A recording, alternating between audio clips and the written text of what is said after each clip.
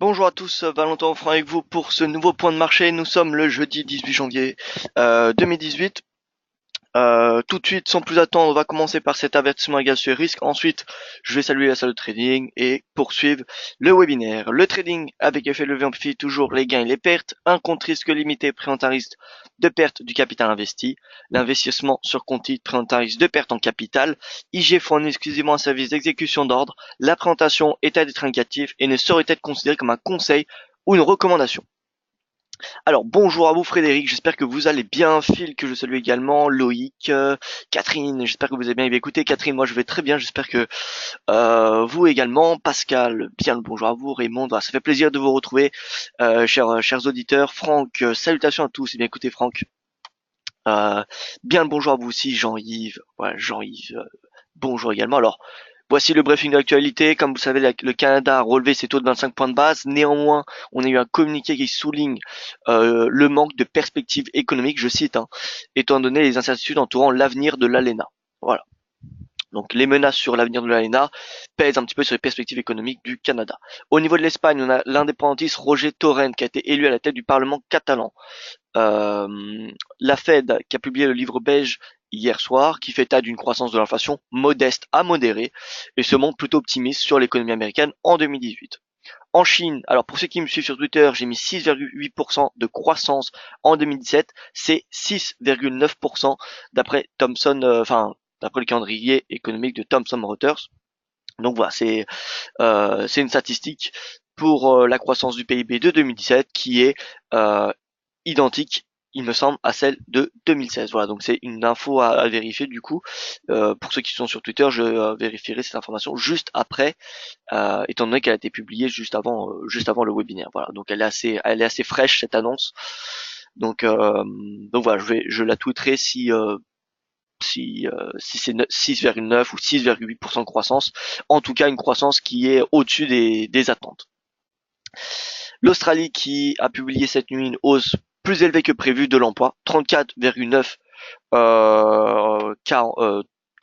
000 en plus au lieu de 9 000 attendus. Donc très bonne statistique au niveau de la Chine, de l'Australie, de la Fed, du Canada. Les répercussions sur le marché, alors on a eu des indices haussiers. Le Dow Jones qui a clôturé pour la première fois au-dessus des 26 000 points. Le DXY qui a rebondi sur son support à 90. Le secteur qui surperformait, c'était le secteur technologique. Le rendement américain s'est détendu hein, dans la lignée de la hausse du dollar hein, et donc du livre, provoqué par le livre belge de la Fed. Ce matin, on a le yen qui est à l'équilibre, le gold en prise de bénéfice, le Nikkei qui est sous pression à cause du rebond du yen qui a eu en fin de séance. Néanmoins, le Nikkei a réussi à revenir, à pas clôturer, mais à revenir tester des plus hauts de 21 ans, depuis, oui, 21 ans, il me semble. Néanmoins, voilà, le rebond du yen en fin de séance l'a fait clôturer dans le rouge. Au niveau du Hang Seng, c'est haussier, donc on a plutôt de l'appétit pour risque ce matin. Au niveau du calendrier économique de la journée pour aujourd'hui, on n'a que des statistiques américaines qui restent hein, avec les stocks de pétrole brut selon le département de l'énergie, quelques chiffres au niveau du chômage et, euh, et voilà, tout simplement. Donc pas beaucoup de journées assez calmes en termes de statistiques macroéconomiques. On passe sans plus attendre à la plateforme de trading avec Indexirect comme vous pouvez le voir euh, qui a bien rebondi. Alors Nicole qui me demande bonjour Valentin, alors bonjour Nicole, est-ce à cause du livre belge qu'hier en fin de séance chute importante du l'or et du silver alors rebond en fait du dollar, donc ça a fait pression pas seulement sur l'or et le silver, mais oui sur tous les actifs cotés face au dollar. Si vous regardez par exemple en une heure, si vous regardez en une heure, la baisse qu'il y a eu a été à 19h, donc là c'est heure de Londres, donc 19h c'était à 20h française, 20h française c'était la publication du livre belge, donc oui exactement, cette baisse sur l'or, sur le silver, Brent on l'a pas beaucoup vu, mais sinon sur l'euro dollar par exemple, sur l'euro dollar à 19h vous voyez que ça a provoqué une baisse, on peut regarder également sur l'USD Yen, ça a provoqué une hausse. Donc voilà, c'est les actifs cotés face au dollar qui ont réagi, et bien évidemment, au livre belge de la Fed. Voilà, donc oui, pour répondre à votre question, Nicole. Euh, donc le DXY, voilà, on a eu un bon rebond sur le 90. Est-ce qu'on a fait le point haut? Écoutez, je ne pense pas, ou alors ça veut dire que le marché a pris rapidement des bénéfices sur un support de très très court terme. C'est possible, hein, mais moi je pense que le DXY peut continuer à rebondir jusqu'à 91 points en l'absence de statistiques qui pourraient contredire le rebond aujourd'hui. Voilà, donc DXY, il pourrait clairement rebondir. La prochaine annonce importante, ce sera la BCE jeudi prochain, et, euh, et la BCE fera varier l'euro et donc bien évidemment le dollar en conséquence. Donc disons que d'ici jeudi prochain, on n'a pas vraiment de catalyseur, il me semble. Alors on va vérifier sur le calendrier économique, pour pas que je vous dise de bêtises, mais alors demain discussion du Michigan, c'est le prévisionnel, donc voilà, pas grand chose, c'est pas ça qui va importer. L'indice vous, mardi, c'est pas très, bon, ça va être important, mais c'est pas non plus quelque chose qui va faire décaler l'euro ou le dollar. Les PMI c'est pareil, donc l'enquête il faut, donc voilà, c'est bien vraiment la jeudi prochain la BCE qui fera va, qui fera pardon qui pourra faire décaler l'euro et donc le dollar en conséquence. Et ensuite le vendredi, la journée qui suit, hein, le jeudi de la semaine prochaine, on a quand même l'indice PCE Core, on a l'indice des prix du PIB, le PIB annualisé, donc voilà, on aura une belle fin de semaine prochaine. Donc d'ici clairement jeudi prochain, on n'a pas vraiment de catalyseur qui pourrait, je pense, menacer le 90. Donc en clair, osciller au-dessus des 90 jusqu'à mercredi prochain. Voilà. Et donc l'euro dollar, bon, on a un petit rebond sur les 1,22 pardon. Le premier support qui m'intéresse, c'est un retour 1,21. 1,21, ça se paye sur du moyen et long terme. Pour ce qui est du GBP, un retour à 1,36, ça se paye. Et sinon, dans le front, je vous rappelle que la livre sterling est soutenue 1 par la baisse du dollar et 2 par la spéculation du marché sur les hausses des taux de la BOE.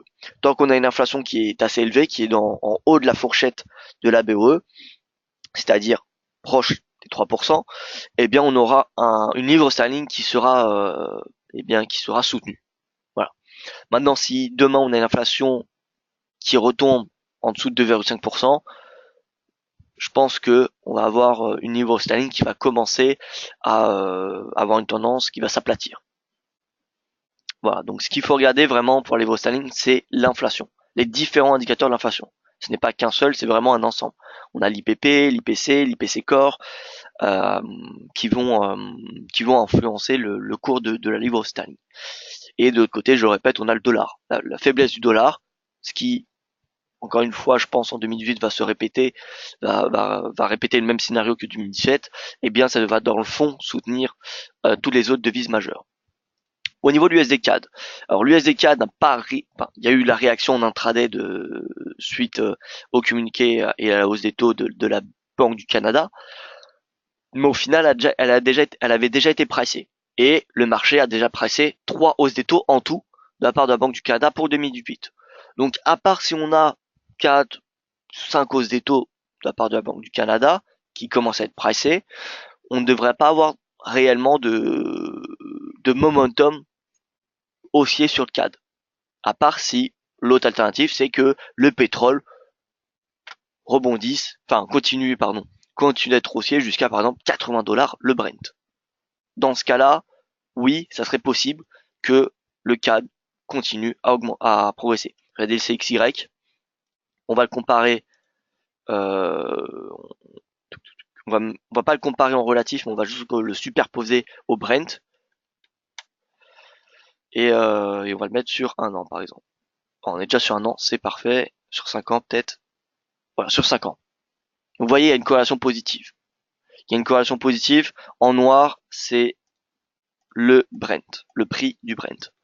Donc si le Brent, imaginons que nous retrouvons le Brent demain à 80 dollars, on va avoir un CAD qui sera tiré vers le haut. D'un point de vue analyse technique du dollar canadien index, on a encore une marge de progression avec ce niveau de support On a un support ici. Si je devais tracer tous les pivots importants, moi, je mettrais tous ces niveaux de prix. Voilà. Ça, c'est des niveaux de prix. Des niveaux de prix qui sont importants d'un point de vue d'analyse technique. Donc, le dollar CAD a encore une marge de progression. Mais ce niveau de prix, c'est quand même un niveau assez élevé. C'était lorsque le marché était au sommet de sa spéculation quant à une hausse des taux. Donc, c'est difficile de faire plus élevé que cela. Ce qui veut dire que la marge de progression du dollar CAD est assez limitée. Parce que ce plus haut là, c'était, comme vous pouvez le voir en septembre 2017, eh bien ça correspond à ce niveau de prix. À ce niveau de prix. Donc, je pense qu'en 2018, la baisse maximum qu'on pourrait connaître sur l'USD CAD, c'est 1,20. Je pense que 1,20 ça se paye sur du long terme et 1,30 ça se vend. Ça c'est du long terme. Pour du swing trading avec du court terme comme on a l'habitude, les moyennes mobiles à 50 et 200 jours comme d'habitude, et je pense que ce niveau de support à 1,24, tant qu'on n'a pas une clôture journalière en dessous, ça veut dire que ce support, il tient, tout simplement. Donc j'estime qu'un 24, c'est un niveau de support intéressant à payer. Oui, payer le dollar US face au dollar CAD, même si on a une probabilité des hausses des taux de la part de pour la Fed qui sont déjà totalement pricés par le marché. Voilà.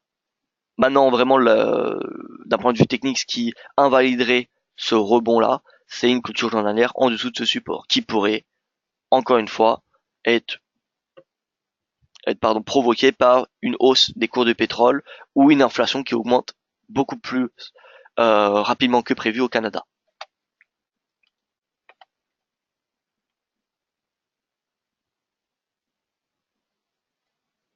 Vous avez bien dit MM200 et 50. Oui, MM200 et 50 jours. Moi, c'est les seuls que j'utilise. 200 et 50 jours.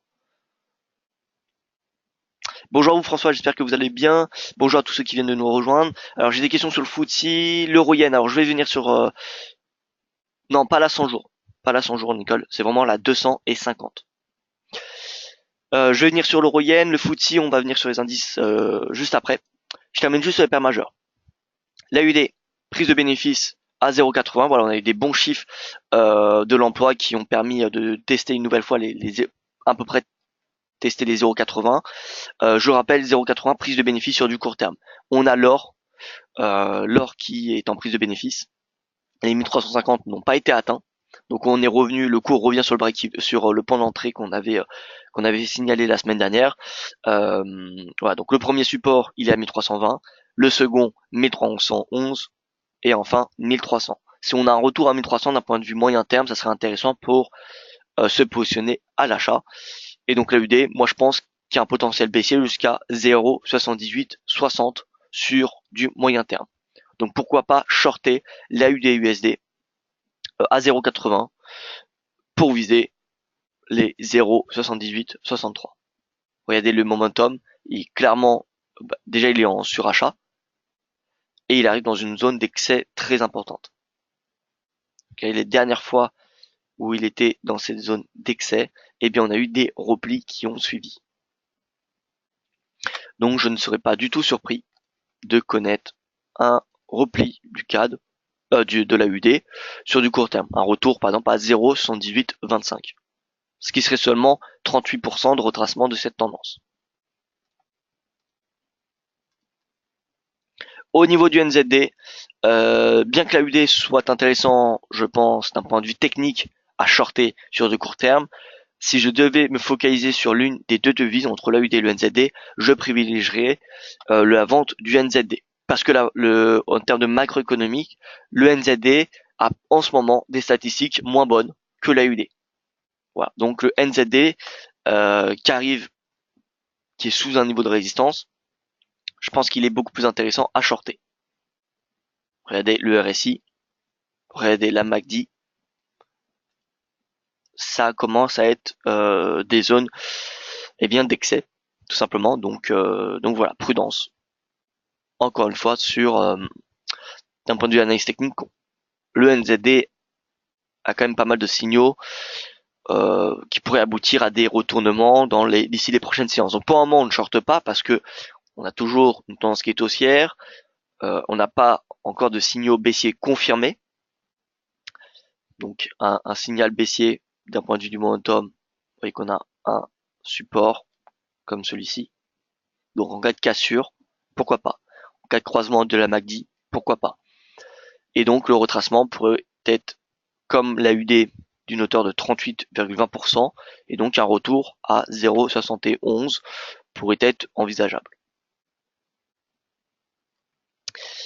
L'indicateur MACD sert au momentum, pourriez-vous expliquer en gros? Alors l'indicateur MACD c'est ni plus ni moins que la moyenne mobile à 12 et 26 périodes.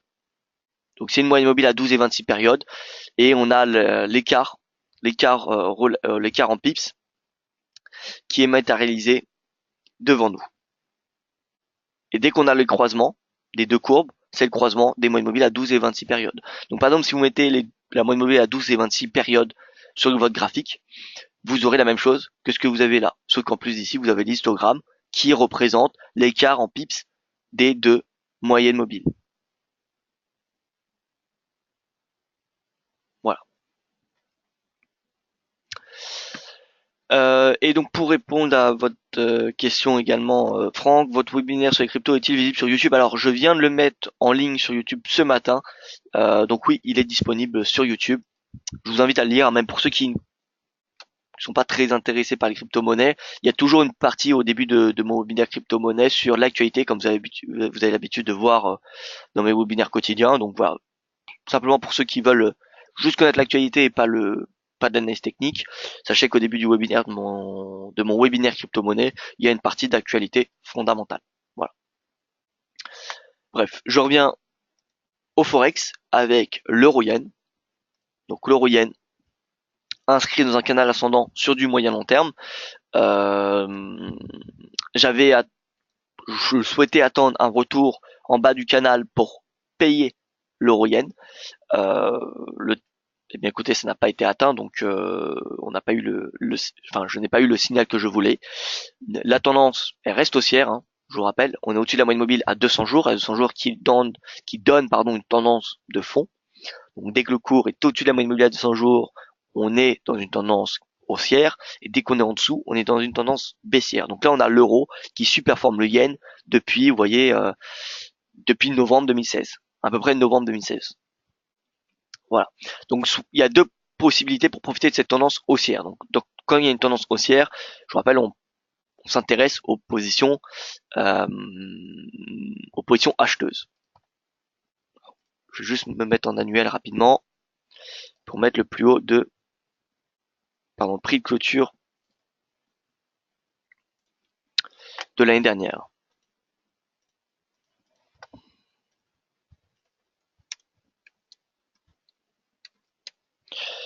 Clôture 2017.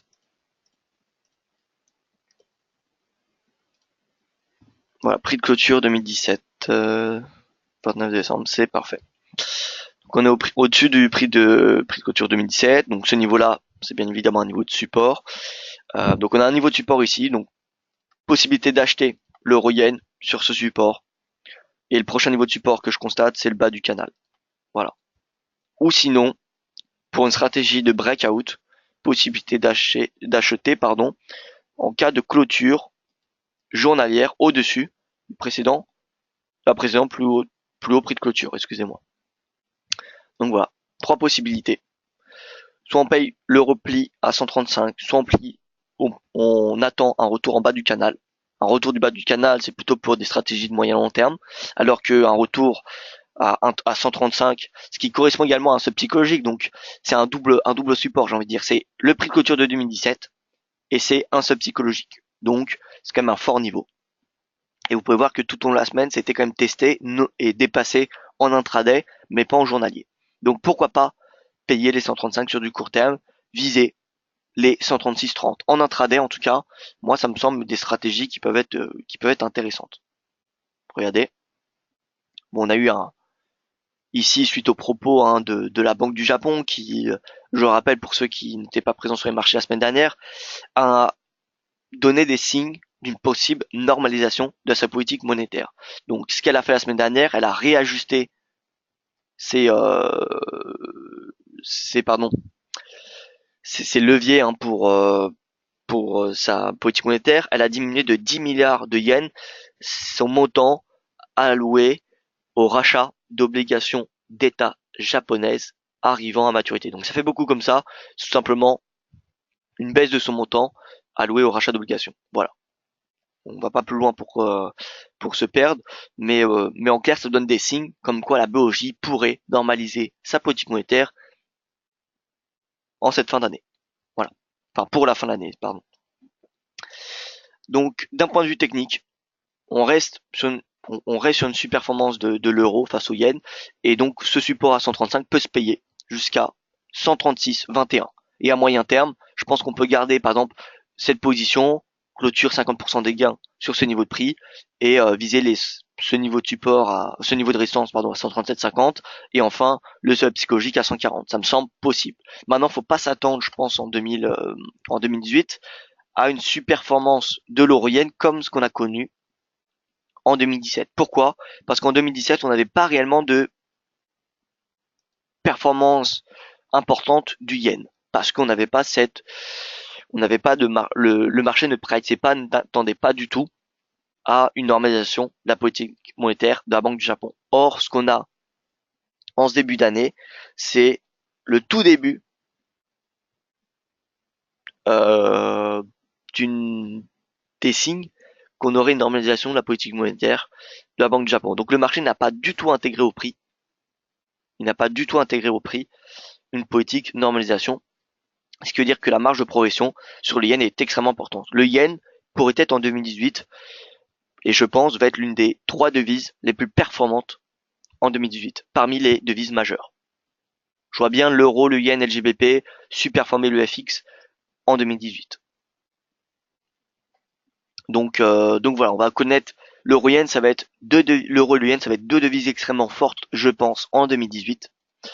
Et donc forcément, on va pas connaître comme ce qu'on a connu en 2017, un euro fort et un yen qui était plutôt haussier mais sans réelle conviction.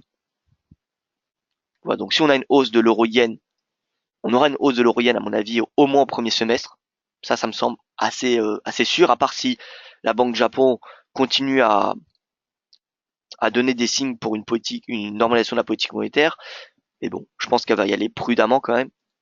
Et je pense que voilà, 140, ça fait quand même une progression de 3%. 140 d'ici les prochains mois, ça me semble largement possible. Donc, acheter les 135, prendre des premiers bénéfices à 136 pour ceux qui sont du très court terme, en swing trading 137,55, et pour ceux qui sont patients et sur du long terme, s'intéresser aux 140, ça me semble possible.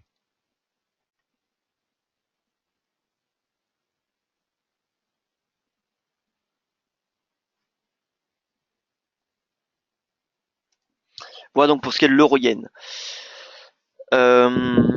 Autre devise intéressante. Alors on va afficher les devises majeures devant nous et on va voir ce qu'on peut avoir sur nos marchés, ce qui peut nous intéresser sur nos marchés. Hop, on va se mettre sur depuis le début de l'année.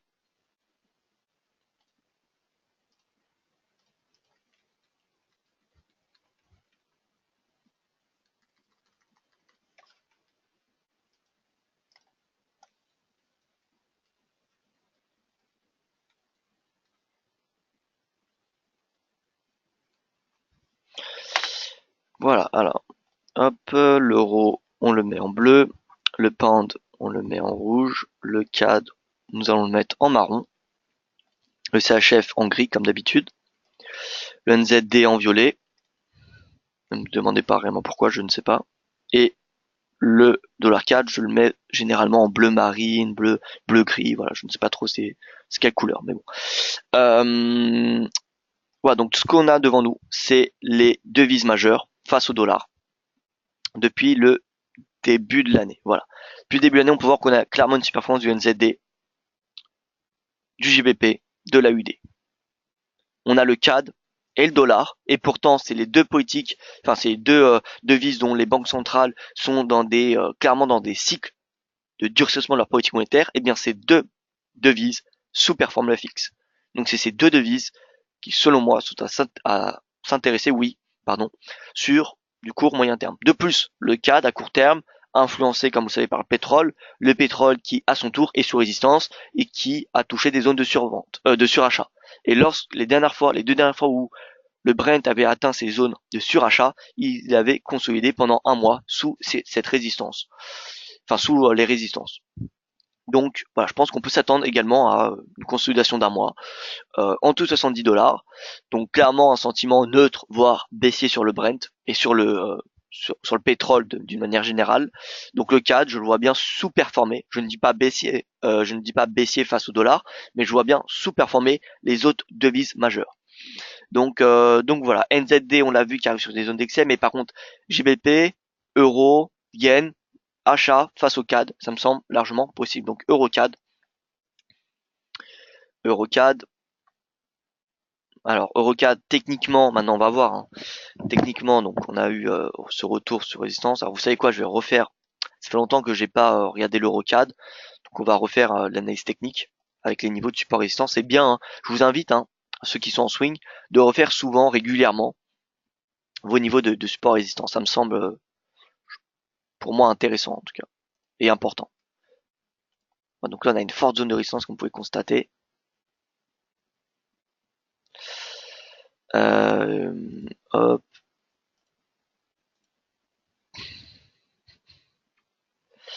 Voilà. Et ensuite les niveaux de support. Alors je vais recommencer de tout en bas. Et je remonte. Mince.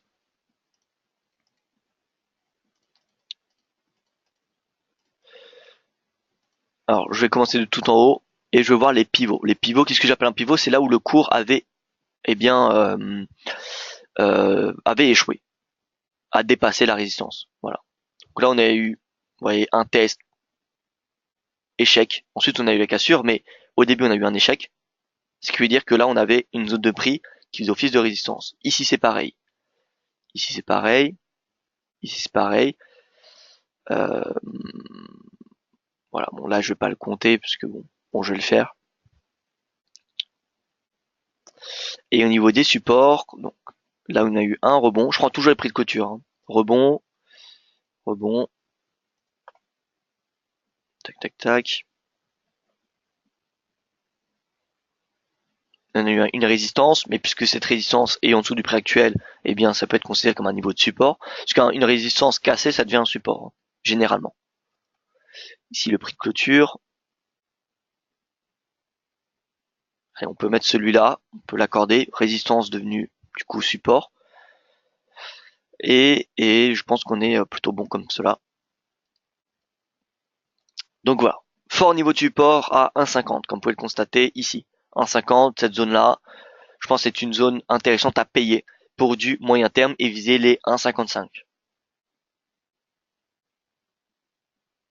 Voilà, 1,50, ça se paye. 1,50, ça se paye. On va mettre un seuil psychologique en noir.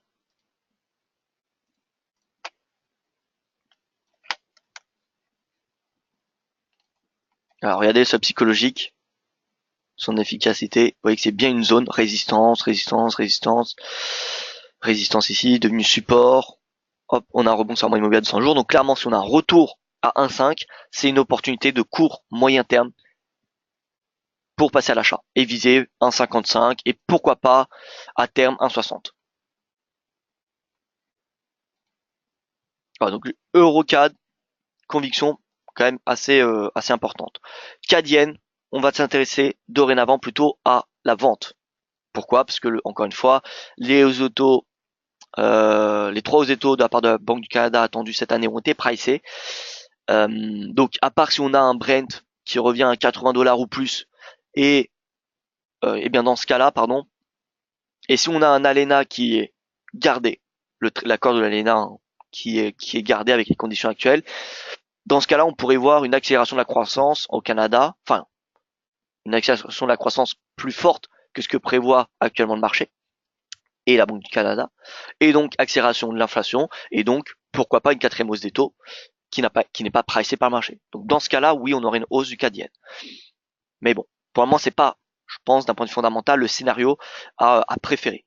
Je pense qu'il faut plutôt préférer l'achat du yen dans l'optique d'une normalisation de la politique monétaire du Japon d'ici la fin de l'année.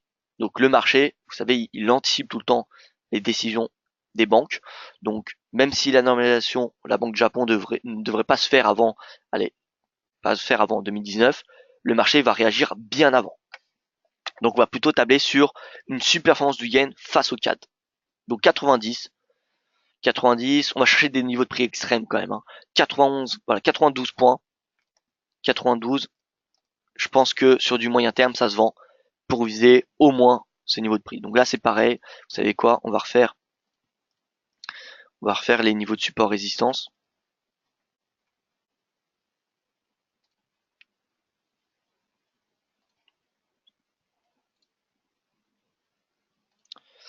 Hop, donc là, on a un support, on a un support, on a un support.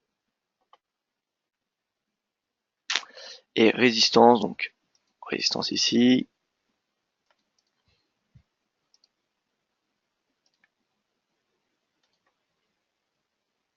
Ah, je pense qu'on est plutôt bon. Alors on peut mettre cette résistance, même si elle est assez faible. Donc c'est une mensuelle, mais elle est faible. Donc je vais plutôt la mettre, voilà, petite.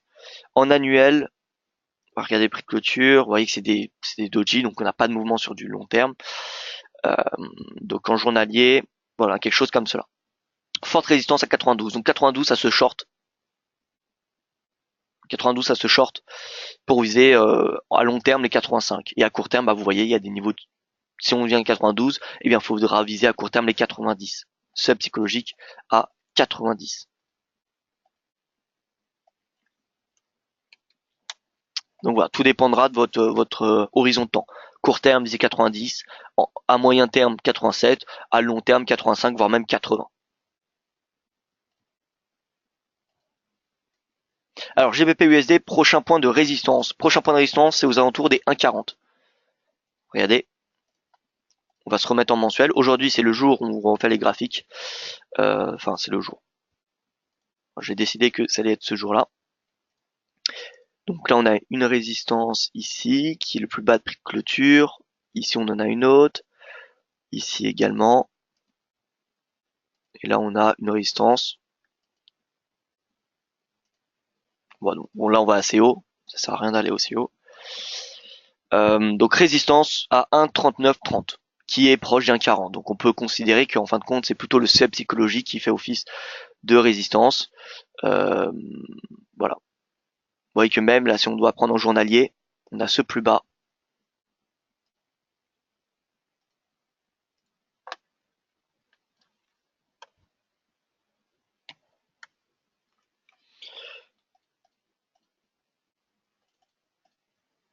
Voilà.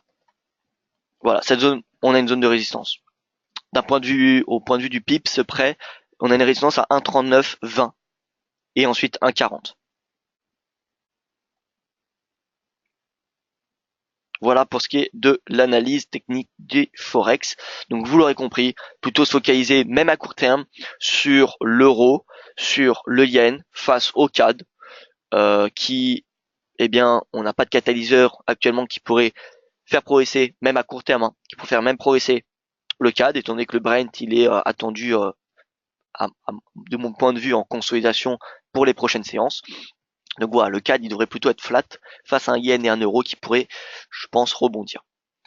Au niveau des marchés actions, pour voir que les marchés actions sont en petite prise de bénéfices. Alors moi c'est coté avec le futur, donc c'est par rapport au prix du futur. Prix du futur, donc pour voir par rapport à la veille, il faudrait regarder par rapport au prix à 17h, 17h30 pardon. Mais bon, le cours est à 3615 actuellement. S'il revient à 3600, encore une fois, c'est un niveau de prix intéressant pour passer à l'achat. Je dis bien encore une fois parce qu'il me semble que je l'ai dit dans les webinaires et en tout cas je l'ai écrit dans mes articles, dans mon article d'hier du CAC 40 où il y a une analyse également de l'Eurostoxx. Donc 3600, pour moi, c'est un niveau de prix qui se paye sur du court terme. Je vous rappelle que ce qu'attend le marché actuellement, c'est la convention du SPD qui aura lieu dimanche. Donc dimanche, on a le SPD allemand qui se réunira et qui voteront, les membres voteront si oui ou non ils doivent continuer les négociations avec Angela Merkel. Parce que ce qu'on a eu vendredi dernier, c'est un accord de principe. Voilà, mais il n'y a pas encore eu tous les termes de l'accord qui ont été fixés. Donc, voilà, le SPD doit se réunir, les membres du SPD doivent se réunir dimanche, et du coup lundi, nous devrions avoir le compte rendu. Si on a une poursuite des négociations, vous doutez bien que les marchés vont réagir positivement à l'annonce, et même l'euro. Et dans le cas contraire, ça va être plutôt négatif. Voilà, donc l'Eurostoxx à court terme, je pense d'ici la fin de la semaine, si on a un retour à 3006, ça peut se payer direction les 3625. Donc c'est plutôt des stratégies de range trading qu'on s'intéresse actuellement sur les indices européens. Le CAC, achat 5005, direction 5530. Pour ce qui est du DAX, beaucoup plus exposé au risque allemand, hein, mais bon, 13171, encore une fois, hein, parce que ça fait maintenant plus d'une semaine que je le répète, donc 13171, c'est un niveau de prix technique qui se paye pour viser les alentours des 13250, 13270. Au niveau du FTSE en intraday, il m'a demandé Raymond, il me semble, en intraday au début du webinaire. Alors,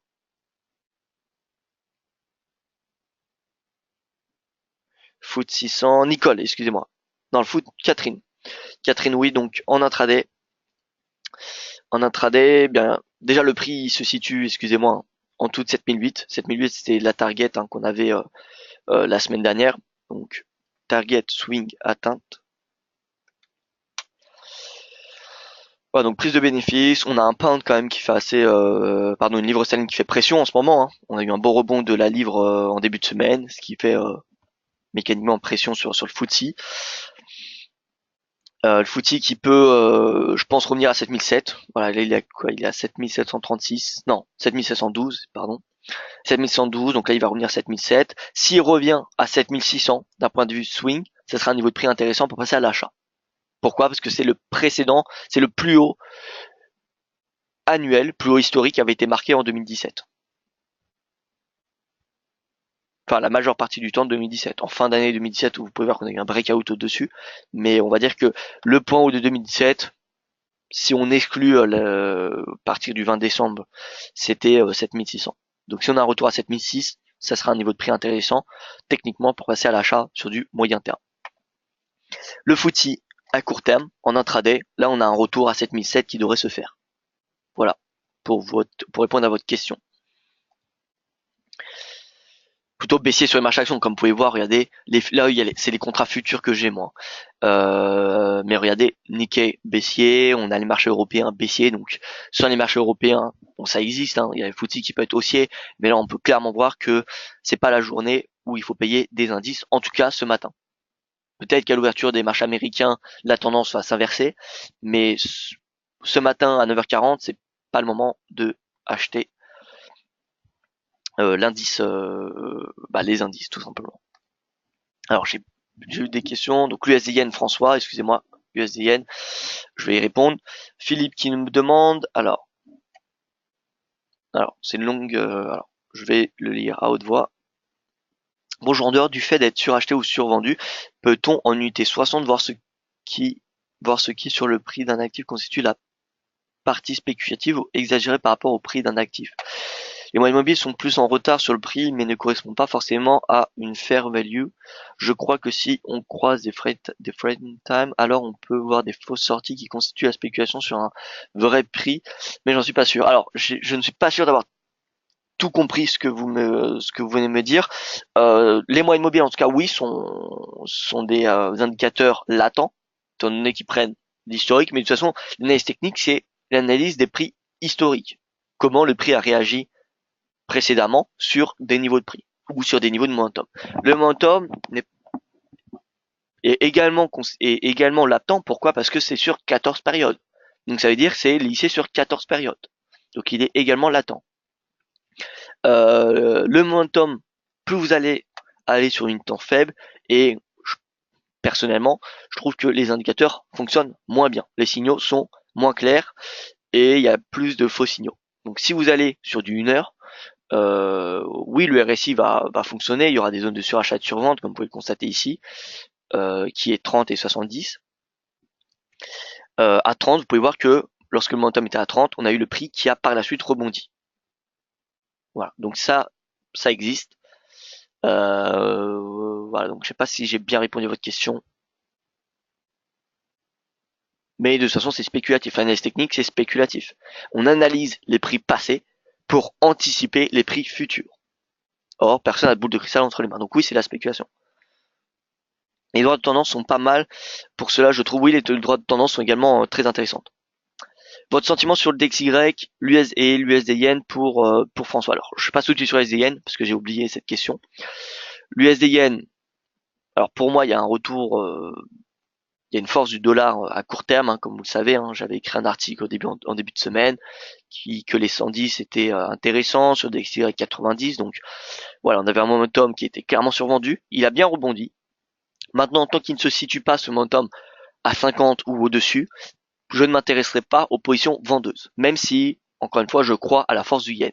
Mais là, le momentum, il est encore, je pense, assez faible, il est 4,39, même s'il a rebondi, je ne pense pas que ce rebond soit suffisamment important pour mettre en place des stratégies vendeuses à nouveau sur le dollar. Donc, voilà, plus que le prix. Moi, j'attendrai un momentum journalier revenant à 50, ou l'idéal à cette oblique baissière qui n'a pas été dépassée depuis décembre 2016, pour se positionner à la vente. Voilà, donc c'est vraiment ce momentum que je surveille et non pas réellement le prix. Le prix, bon, d'un point de vue prix, les résistances c'est 112,45. Alors vous savez quoi? Je pense qu'on est parti aujourd'hui pour refaire les seuils.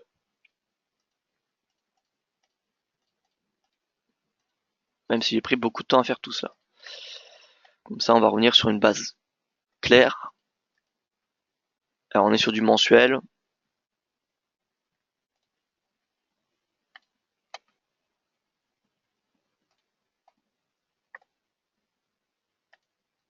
Ici, vous voyez que c'était une résistance devenue support. Ici également, on avait un beau support. Un beau support, bon, on va pas revenir jusqu'à ce niveau de prix quand même, mais bon. Alors rouge, la résistance, enfin les résistances, pardon. Là, on a le plus haut. On a un petit plus haut. Ah, pardon. J'ai mal fait. J'ai pris le plus haut alors que c'est prix de clôture. Moi, j'utilise bien les prix de clôture. Hein. Donc, prix de clôture, graphique, un chandelier haussier qui est sur mon graphique en blanc, c'est en haut. Et un chandelier baissier, le prix de clôture d'un chandelier baissier est en bas.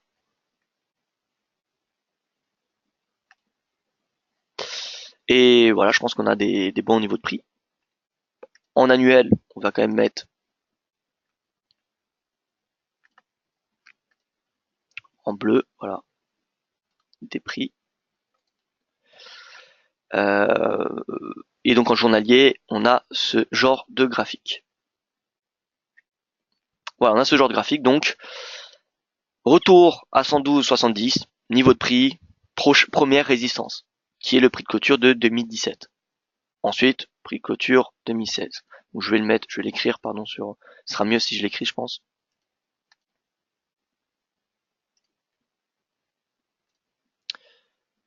Donc là, on a clôture 2017.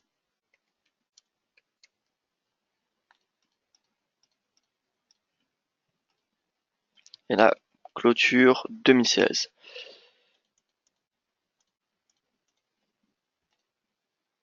Alors excusez-moi de ne pas avoir préparé ces graphiques-là auparavant. Je les ai refaits devant vous parce que je pense que ça peut. J'ai pas mal de questions parfois comment vous tracez vos résistances, vos supports. Donc là, au moins pour ceux qui participent au webinaire, eh bien, je pense qu'ils maîtrisent ma façon de mettre en place mes supports résistance. Bref, d'un point de vue prix et non pas momentum, on a une résistance importante, je dis bien importante hein, parce qu'il y en a d'autres en intermédiaire, si on va sur des horizons de temps 4 heures ou 1 heure, nous aurons des supports résistance, des pivots à plus court terme. Mais là je parle sur du moyen terme, on a une forte résistance à 112,68 et une forte résistance qui correspond à 114 et un fort support à 110. Voilà, donc résistance à 112,68, résistance on va dire 114, vous voyez qu'on peut tracer en fait une zone, cette zone-là.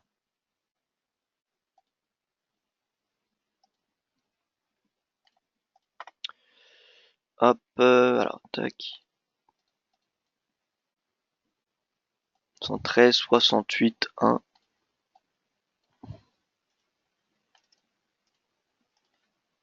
Voilà, donc cette zone de résistance intéressante d'un point de vue swing trading parce qu'elle n'a pas été dépassée depuis qu'elle a été intégrée au mois de mai. Et support à 110. Voilà François, j'espère avoir répondu à votre question. Donc là c'est concrètement à court terme, c'est haussier. On a un momentum qui a rebondi sur un support qui n'a pas été dépassé en 2007. Vous voyez que là on est en rebond du momentum avec un petit rebond du prix. Là, rebond du momentum plus divergence, une belle tendance haussière. Là on était proche du support, on va pas le compter, mais là, sur support plus divergence, ce qui a suivi, c'est un rebond. Ici, proche du support, bon, divergence, rebond. Là, on n'a pas de divergence, on a un simple rebond. Donc peut-être qu'on n'aura pas un retour jusqu'à 114, mais en tout cas, tant que le RSI, ce qui est sûr, tant que le RSI n'est pas à 50 ou au-dessus, je ne shorterai pas l'USD Yen. Et moi, ce qui m'intéresse sur du moyen terme, c'est de vendre l'USD Yen. Parce que, comme vous savez, je m'attends à une super-performance du Yen face au dollar. Alors j'ai des nouvelles questions, j'en ai pas mal. C'est intéressant de voir quand vous tracez les supports et ces résistances, ces lacunes persistent chez moi. Alors, support résistant, je pourrais faire un, un webinaire éducatif d'ailleurs mardi prochain d'ailleurs. Voilà, je ferai sur les supports résistance. Support résistance c'est personnel, c'est vraiment une opinion personnelle. Vous allez tracer du support résistance, je vais tracer du support de résistance, Yoav Nizar va tracer du support résistance, Alexandre Baradet va tracer des niveaux de support résistance. Nous aurons tous les mêmes, à part si on a tous la même façon de tracer support résistance. Mais donc c'est assez personnel la façon de tracer des niveaux de support résistance. Voilà.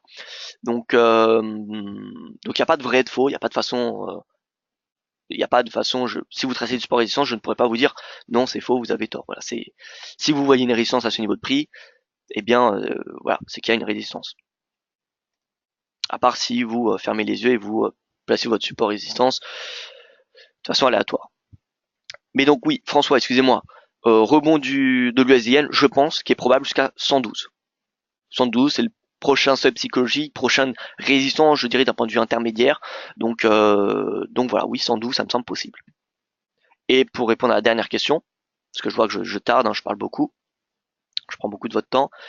Le DXY, c'est un peu pareil que l'USDN dans le sens que le momentum est arrivé sur un niveau de support qui n'a pas été dépassé en 2017. Il était en survente. Vous voyez qu'il était à 20 et quelques. Donc on a eu un rebond. On a un rebond en ce moment qui pourrait se prolonger, je pense, jusqu'à au moins 91. En tout cas, quand le momentum est aussi faible, eh bien euh, on a beaucoup plus de chances, de voir un prix rebondir, même si dans le fond on est dans une tendance baissière. C'est pour ça que si on doit mettre en place des stratégies acheteuses sur DXY en ce moment, c'est sur du court terme, parce que la tendance de fond elle est baissière. On est en dessous de la moyenne mobile à 200 jours, on est en dessous du prix de clôture de 2007. Donc voilà. Hop, vous savez ce que je vais faire, je vais refaire encore les résistances et ensuite j'en aurai terminé. Donc là, on a un support qui est devenu résistance, support plus bas de 2017. Hein. Alors non, pardon. Ici on a le plus bas de 2007, donc ça sera le prix de clôture en bleu. Là, on va dire qu'on a une résistance. Bon, je pense qu'on est plutôt pas mal au niveau des supports résistance. Alors là, on en a une. Ah oui, mais de toute façon, on est assez bas. Alors là, on a un support. En fait, une résistance parce qu'on est en dessous. Là, on a un support. Vous pouvez voir que c'est. Quand on a vu le rebond, le prix clôture le plus haut avait été à ce moment-là. Donc si vous n'arrivez pas bien à visualiser le prix de clôture, hein, si vous confondez, vous allez simplement mettre votre graphique en ligne et non pas en chandelier. Et vous verrez les prix de clôture. Ouais, donc en journalier, ah pardon, on va mettre prix de clôture de 2017. Le prix de clôture de l'année précédente est d'un point de vue moyen terme, si vous tradez sur le moyen terme, un niveau de prix important. Surtout sur les marchés actions et donc indices. Sur le Forex, un peu moins, mais ça reste valable.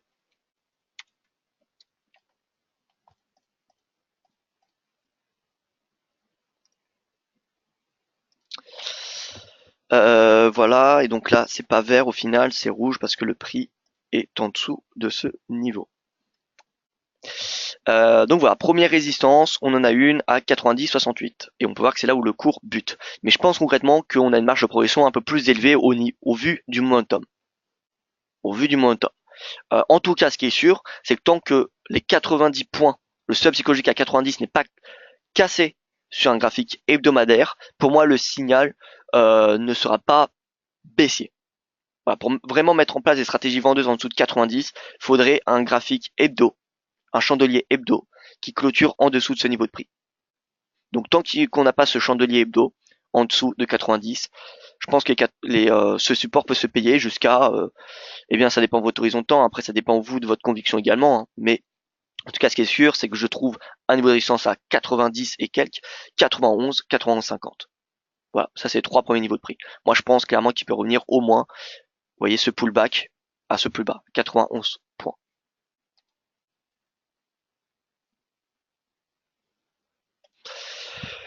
Voilà, écoutez, je pense qu'on a fait un bon tour du marché. Alors, les matières premières, on va les faire rapidement pour pas bâcler. Parce que ça fait quand même 53 minutes que nous sommes ensemble. Mais donc l'or, je m'attends plutôt à une baisse, une petite prise de bénéfice. Niveau de support à 1320, 1311, 1300. Brent, consolidation, comme je vous l'ai dit, tout comme le brut. Même si on a les stocks de pétrole qui seront publiés aujourd'hui, il y aura une hausse de la volatilité en intraday. Mais d'un point de vue swing, je pense que les 70 peuvent se shorter pour prendre pour viser les 68, 67 dollars. Et d'un point de vue moyen terme, je pense que c'est intéressant de payer la moyenne mobile à 50 jours, comme vous pouvez constater, surtout sur le Brent, parce que sur le brut, elle est un peu plus brouillon, je trouve, cette moyenne mobile. Sur le Brent, regardez ici, là, on a eu un petit excès. Bon, là, c'était parfait, là, c'était parfait. Si on regarde le Brent, vous voyez que cet excès n'existe pas. Rebond parfait, là, c'est un petit peu au-dessus. Là, rebond parfait, rebond parfait. Donc, si on a un retour à moyenne mobile à 50 jours, d'un point de vue swing, moyen terme, ça serait intéressant. Voilà, écoutez, merci à vous pour votre attention. Merci pour votre fidélité. Je vous souhaite une excellente journée. On se retrouve sur le site d'EliFX, sur les réseaux sociaux et pour mon prochain webinaire qui sera demain matin, mon dernier webinaire de la semaine. Excellente journée à vous et soyez prudents sur les marchés.